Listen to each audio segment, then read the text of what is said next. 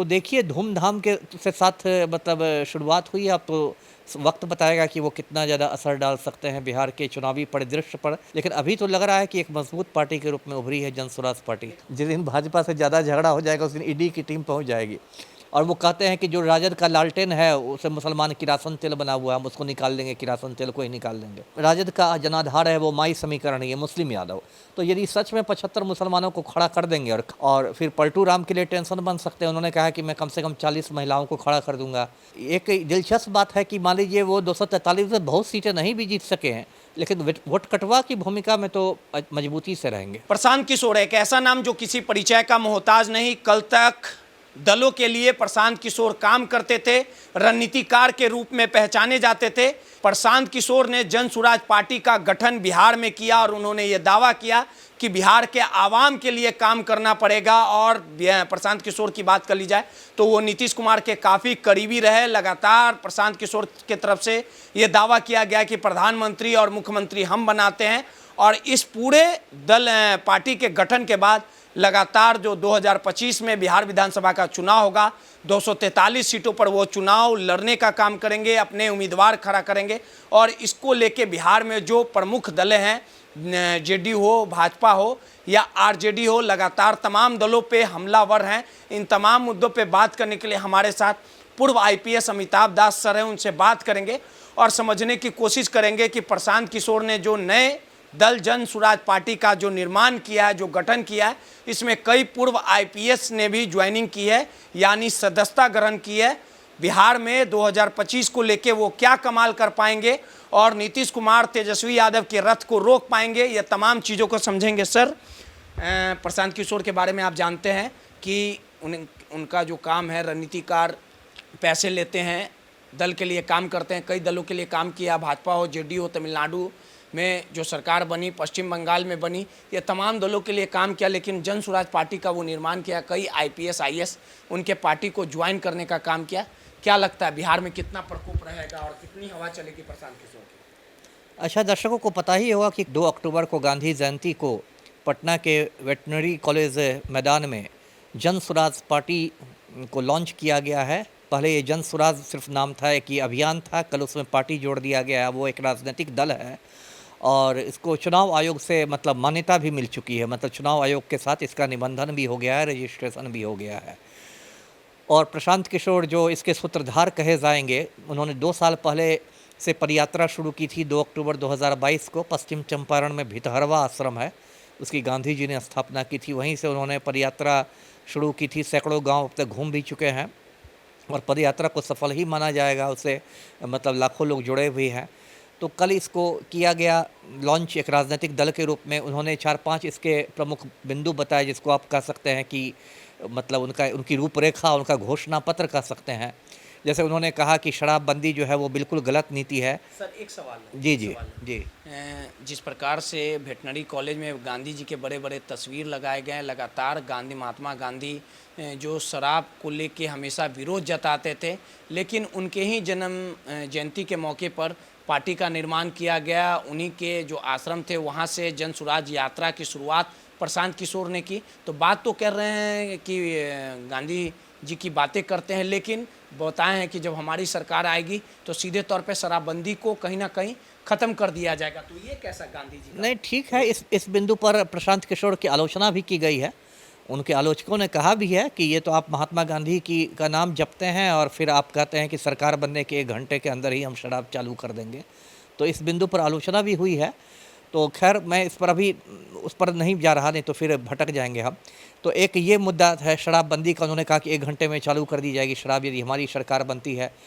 फिर उन्होंने कहा कि हम लोग 60 साल के उम्र के जितने भी नागरिक हैं, मतलब जिनको वरिष्ठ नागरिक कहते हैं, उन सबको हम लोग 2000 रुपये मासिक मतलब पेंशन देंगे। एक तरह से आप उसको वृद्धावस्था पेंशन कह सकते हैं, बुज़ुर्गों की मदद के लिए पेंशन देंगे। एक दूसरी घोषणा उन्होंने ये की।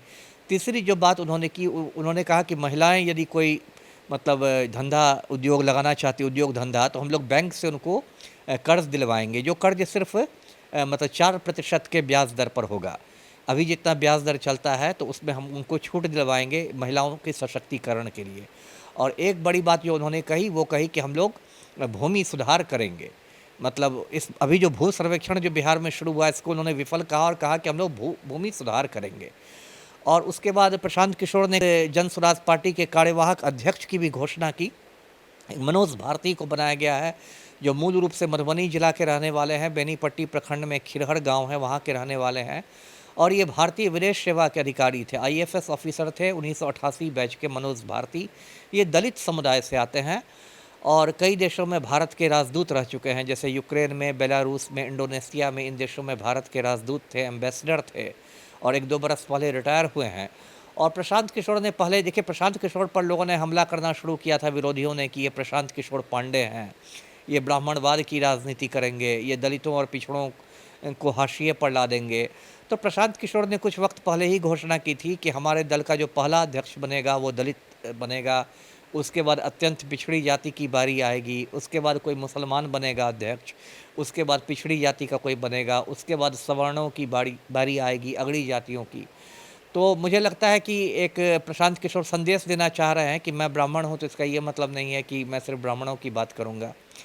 तो देखिए धूमधाम के से साथ मतलब शुरुआत हुई। अब तो वक्त बताएगा कि वो कितना ज़्यादा असर डाल सकते हैं बिहार के चुनावी परिदृश्य पर, लेकिन अभी तो लग रहा है कि एक मजबूत पार्टी के रूप में उभरी है जन स्वराज पार्टी। लेकिन एक चीज़ और है सर, प्रशांत किशोर की बात कर ली जाए तो सुलझे हुए व्यक्ति हैं, रणनीतिकार के रूप में काम भी किए हैं। नीतीश कुमार की पार्टी में एक ओहदा भी उनको मिला था, अगर वो चाहते तो कहीं ना कहीं एडजस्ट हो जाते, लेकिन जो उन्होंने रास्ता चुना है तो आप मानते हैं ना काफ़ी संघर्षपूर्ण भरा रहेगा और लंबी लड़ाई लड़नी पड़ेगी। तेजस्वी को कितना डैमेज कर पाएंगे, नीतीश कुमार को कितना डैमेज कर पाएंगे कि बिहार में जातिवाद जो जिस प्रकार से हावी है कुछ नहीं बिगाड़ पाएंगे प्रशांत किशोर ने। नहीं, देखिए सही कहा आपने कि वो तो जदयू के राष्ट्रीय उपाध्यक्ष थे प्रशांत किशोर, और एक समय तो उनका कद मतलब नीतीश कुमार के बाद नंबर 2 का हो गया था जदयू में। लेकिन अब वो एक महत्वाकांक्षी व्यक्ति हैं, उनको लगा होगा कि मैं नंबर 2 बन के क्यों काम करूं, नंबर 1 ही क्यों नहीं रहूं। तो महत्वाकांक्षी हैं। आप देखिए उनके पास एक तो बात कहेंगे अफरात पैसा है, जिस तरह से वो खर्च कर रहे हैं और पानी की तरह। भाजपा की बी टीम कहा जाए, हाँ, पैसा कहाँ से आ रहा है? अब ये बात का जवाब वही देंगे। वो तो कहते हैं कि भाई जिनके लिए मैं चुनावी रणनीति बनाता हूँ उनसे मैं फीस में लेता हूँ पैसा। अब ये तो इस पर मुझे ज़्यादा नहीं जानकारी है कहाँ से फंडिंग हो रही है, लेकिन उनका यही कहना है। तो जांच तो जिस दिन भाजपा से ज़्यादा झगड़ा हो जाएगा उस दिन ईडी की टीम पहुँच जाएगी। तो ये है, और मेहनत भी उन्होंने की है और बहुत सारे लोगों को मतलब अपने साथ जोड़ा भी है, खास के युवाओं में एक तरह का मतलब उनके प्रति आकर्षण दिख रहा है। और देखिए सबको वो डैमेज कर सकते हैं। आप तेजस्वी से, आपने पूछा तेजस्वी को कितना डैमेज करेंगे, तो वो कह रहे हैं कि मैं 75 मुसलमानों को खड़ा कर दूंगा चुनाव में, सभी 243 सीटों पर लड़ूंगा, 75 मुसलमानों को खड़ा करूंगा। अब जो तेजस्वी का जो समीकरण है, माई समीकरण जिसको कहते हैं, ऐसे तो बीच में तेजस्वी ने A to Z की बात की थी, लेकिन मोटा मोटी अभी भी जो राजद का जनाधार है वो माई समीकरण है, मुस्लिम यादव। तो यदि सच में 75 मुसलमानों को खड़ा कर देंगे और कल की जो मतलब रैली कहें या जो कहें उसमें मुसलमानों की अच्छी खासी भागीदारी थी, तो तेजस्वी को ये तो वो टेंशन दे देंगे। और वो कहते हैं कि जो राजद का लालटेन है उसे मुसलमान किरासन तेल बना हुआ है, हम उसको निकाल देंगे, किरासन तेल को ही निकाल देंगे। और फिर पलटू राम के लिए टेंशन बन सकते हैं। उन्होंने कहा कि मैं कम से कम 40 महिलाओं को खड़ा कर दूंगा। तो अब तक ये माना जाता रहा बिहार में कि महिलाएँ बहुत संख्या में जदयू को वोट देती हैं, तो वो थोड़ा पलटू राम का सबब ये है। और यदि ब्राह्मण होने की वजह से वो अगड़ी जातियों का वोट काट लेते हैं, ब्राह्मणों का काट लेते हैं वोट, तो वो उस हिसाब से भाजपा को थोड़ा नुकसान पहुंचा देंगे। तो मतलब एक दिलचस्प बात है कि मान लीजिए वो 243 से बहुत सीटें नहीं भी जीत सके हैं, लेकिन वोट कटवा की भूमिका में तो मजबूती से रहेंगे। वोट कटवा बन के वो बहुतों का खेल खराब कर देंगे। चलिए सीधे तौर पे पूर्व IPS अमिताभ दास सर थे और इन्होंने कहा कि प्रशांत किशोर ने जिस बारीकी से और जिस चालाकी से अपने दल का गठन किया है, आने वाले समय में कहीं ना कहीं तमाम दलों के लिए सरदर्द बनने का काम करेंगे। अब देखने वाली बात होगी कि तेजस्वी, नीतीश कुमार और भाजपा का खेल कितना बिगाड़ पाते हैं प्रशांत किशोर 2025 के चुनाव में, ये तो आने वाला समय ही बताएगा। कैमरामैन शशि के साथ रोहित, दर्श न्यूज, पटना।